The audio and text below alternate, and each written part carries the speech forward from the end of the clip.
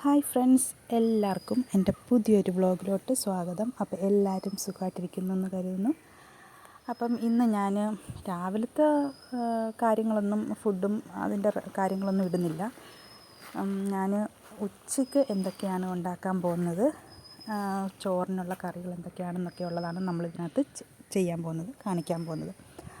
അപ്പോൾ ഇന്ന് കുറച്ച് ചേനയും കുറച്ച് പച്ചക്കായും എല്ലാം അരിഞ്ഞെല്ലാം വെച്ചേപ്പും ഉണ്ടായിരുന്നു.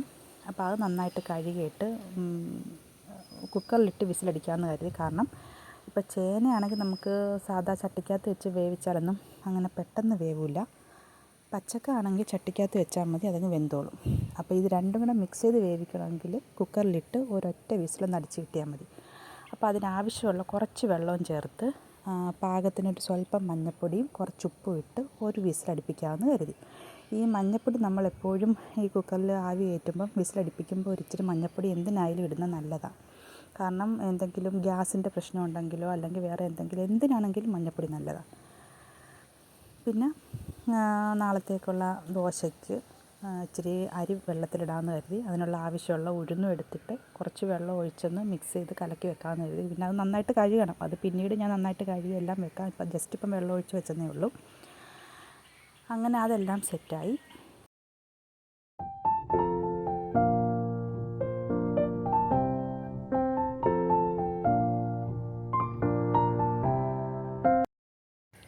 അപ്പോൾ ഇനി നമ്മൾ ചെയ്യാൻ പോകുന്നതെന്ന് വെച്ചാൽ നമ്മുടെ മീൻ കറി. ഞാൻ ഇന്നലെ വാങ്ങിച്ച് വെച്ചിട്ടുണ്ടായിരുന്നു. 1 കിലോ മത്തിയായിരുന്നു വാങ്ങിച്ചത്. അപ്പോൾ അതിനകത്ത് കുറച്ചെടുത്തിട്ട് പീര വറ്റിച്ചുള്ളായിരുന്നു ഇന്നലെ. അപ്പോൾ അതിൽ നിന്ന് കുറച്ചെടുത്ത് ഇന്ന്, അതായത് ഫ്രിഡ്ജ് വെച്ചതിനകത്ത് കുറച്ചെടുത്ത് തേങ്ങയും മുളകും അരച്ച് കറി വെക്കാമെന്ന് കരുതി. അപ്പോൾ അതിനാവശ്യമുള്ള തേങ്ങാപ്പീരയും കൊച്ചുള്ളിയും എല്ലാം അരിഞ്ഞ് ഇട്ടിട്ടുണ്ട്. പിന്നെ അതിനകത്തോട്ട് മഞ്ഞൾപ്പൊടി, മുളക് പൊടി, മല്ലിപ്പൊടി വേണ്ട, അത് വേണമെങ്കിൽ ഇടാം, പക്ഷേ എന്നാലും അതിൻ്റെ ടേസ്റ്റ് വലിയ പിടുത്തമില്ല. പിന്നെ കുറച്ച് പെരുംജീരകപ്പൊടി. അപ്പോൾ ഈ മുളക് പൊടി എന്ന് പറയുമ്പം ഞാൻ കുറച്ച് കൂടുതലിടണം കേട്ടോ. ഇപ്പം തന്നെ കൂടുതലിട്ട് ഒരു 3 സ്പൂണോളം ഇട്ടിട്ടുണ്ട്. എന്നിട്ടും എനിക്ക് തേങ്ങ അരച്ച് വന്നപ്പോൾ എനിക്ക് കളർ അങ്ങോട്ട് പറ്റിയില്ല. ഇച്ചിരി കൂടെ റെഡിഷ് ഒരു റെഡ് കളറ് വേണം. അപ്പോൾ അതുകൊണ്ട് പിന്നെയും ഞാൻ മുളക് പൊടി ഇടുന്നത് ഞാൻ കാണിച്ചിട്ടുണ്ട് കേട്ടോ. അപ്പോൾ നന്നായിട്ട് അരച്ചെല്ലാം മിക്സ് റെഡിയാക്കി ഒരു ഡപ്പാക്കകത്തോട്ട് എടുത്ത് വെച്ചിട്ടുണ്ട്. കാരണം ഈ ജാറിനകത്ത് തന്നെയാണ് നമ്മൾ പിന്നെ ചേനയും ഒക്കെ തോരൻ വെക്കുന്നതിന് നമ്മൾ അരയ്ക്കാൻ പോകുന്നത്. അപ്പോൾ അതിനാവശ്യമായിട്ടുള്ള തേങ്ങാപ്പീരയും പച്ചമുളകും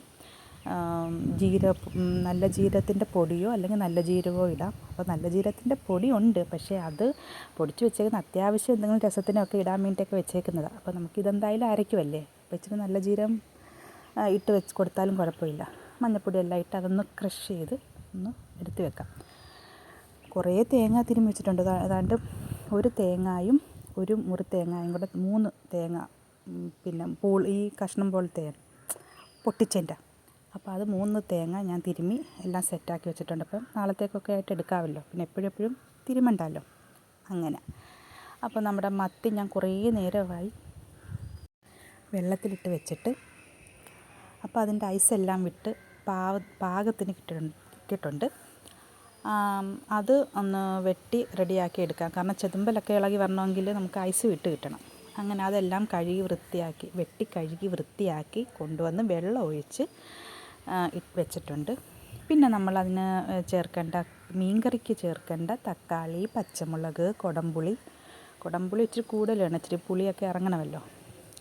അതെല്ലാം ഇട്ട് അതിനകത്തോട്ട് തേങ്ങ അരച്ചൊഴിച്ച് അതിന് പാകത്തിനുള്ള വെള്ളം ഒഴിച്ച് നല്ലവണ്ണം മിക്സ് ചെയ്ത് നമ്മൾ അടുപ്പിൽ വെച്ച് അങ്ങോട്ട് സ്റ്റൗവിൽ വെച്ച് തിളപ്പിക്കുക. പാകത്തിനുള്ള ഉപ്പ് ഇടുന്നുണ്ട്.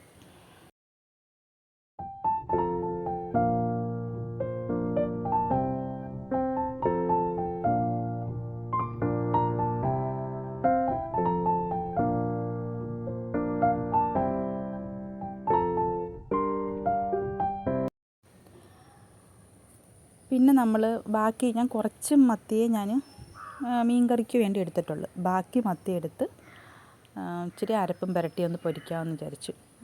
നമ്മൾ മീൻ പൊരിക്കാൻ എടുക്കുന്ന അരപ്പ് തന്നെ, മഞ്ഞൾപ്പൊടി, മുളക് പൊടി, പെരുംജീരകപ്പൊടി, കുരുമുളക് പൊടി. കുരുമുളക് പൊടി ഇട്ടില്ല, മറന്നുപോയി. പെരുംജീരകപ്പൊടി, ഉപ്പ് ഇത്ര ഇട്ട് പുരട്ടി അങ്ങോട്ട് വെക്കുക. അപ്പോഴേക്കും നമ്മുടെ ചാറ് മീൻകറിയുടെ ചാറ് തിളച്ചിട്ടുണ്ട്. ഇനി നമുക്ക് ആ മീൻ അങ്ങോട്ട് ഇട്ട് കൊടുത്ത് ഒന്ന് പറ്റണം, ഒന്ന് ചെറുതായിട്ടൊന്ന് ഇത്രയും ചാറ് വേണ്ടല്ലോ, ഒന്ന് വറ്റി ഒന്ന് സെറ്റായിട്ട് വരണം.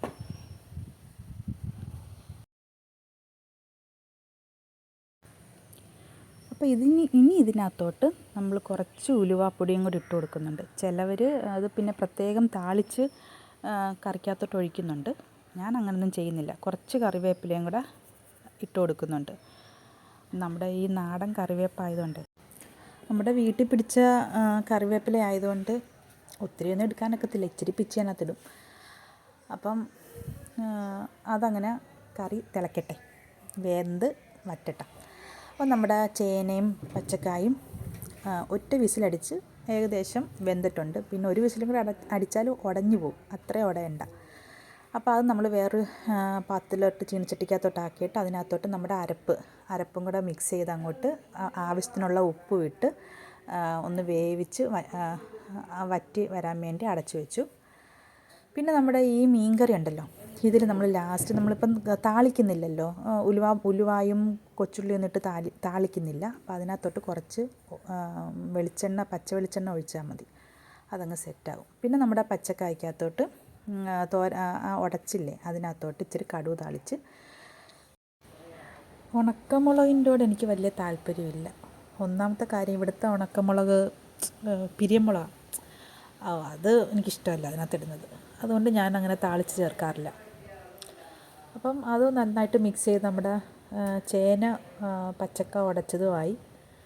പിന്നെ നമ്മൾ ആ ചട്ടിക്കകത്തോട്ട് നമ്മൾ മത്തി വറുക്കാൻ വെക്കുവാണ്. കുറച്ച് മത്തി വറുക്കാൻ അരപ്പ് കൂട്ടി വെച്ചിരുന്നല്ലോ, അതങ്ങ് വറുക്കുക. അപ്പോൾ നമ്മുടെ ജോലി ഏകദേശമൊക്കെ കഴിഞ്ഞു. മീൻ കറിയൊക്കെ തിളച്ച് സെറ്റായി. പിന്നെ ഞാനൊരു കറിവേപ്പിലയും കൂടി ഇടുന്നുണ്ട് കേട്ടോ, ഒരു ഭംഗിക്ക് വേണ്ടി. പിന്നെ അതിൻ്റെ ഗുണവും ഇറങ്ങുമല്ലോ. അങ്ങനെ അതൊക്കെ ഓക്കെ ആയിട്ടുണ്ട്. പിന്നെ ഇന്നലെ ഞാൻ സ്രാവ് കറിയാണ് വെച്ചത്, മുളകും മല്ലി അനത്തി അതിൻ്റെ ചട്ടി, അതും പിന്നെ അതിനകത്തോട്ട് ഞാൻ ഇച്ചിരി ചൂരയുടെ ചാറുണ്ടായിരുന്നു. എല്ലാം മുളക് ചാറായതുകൊണ്ട് അത് കളയാൻ പറ്റില്ല. അത് ഫ്രിഡ്ജിൽ നിന്ന് എടുത്ത് അതും ഇതെല്ലാം കൂടെ മിക്സ് ചെയ്തൊന്ന് തിളപ്പിച്ച് വറ്റിച്ച് വെച്ചപ്പം ആ പുളിയൊക്കെ നന്നായിട്ട് ഇറങ്ങി നല്ല ടേസ്റ്റി ആയിട്ട് വന്നിട്ടുണ്ട്. അപ്പോൾ ഇത്രയൊക്കെയുള്ളൂ. പിന്നെ നമ്മൾ ഉപയോഗിച്ച പാത്രങ്ങളെല്ലാം ഒന്ന് വാഷ് ചെയ്ത് റെഡിയാക്കി എല്ലാം സിങ്കും എല്ലാം കഴുകി നീറ്റാക്കി വരുമ്പോൾ നമ്മുടെ ജോലി ഒതുങ്ങും. അപ്പോൾ എല്ലാവർക്കും ഈ വീഡിയോ ഇഷ്ടപ്പെട്ടെന്ന് കരുതുന്നു. ഇഷ്ടപ്പെട്ടെങ്കിൽ ലൈക്ക് ചെയ്യുക, ഷെയർ ചെയ്യുക, സബ്സ്ക്രൈബ് ചെയ്യുക. പുതിയ വീഡിയോയായിട്ട് വീണ്ടും കാണുന്നിടം വരെയും ബൈ.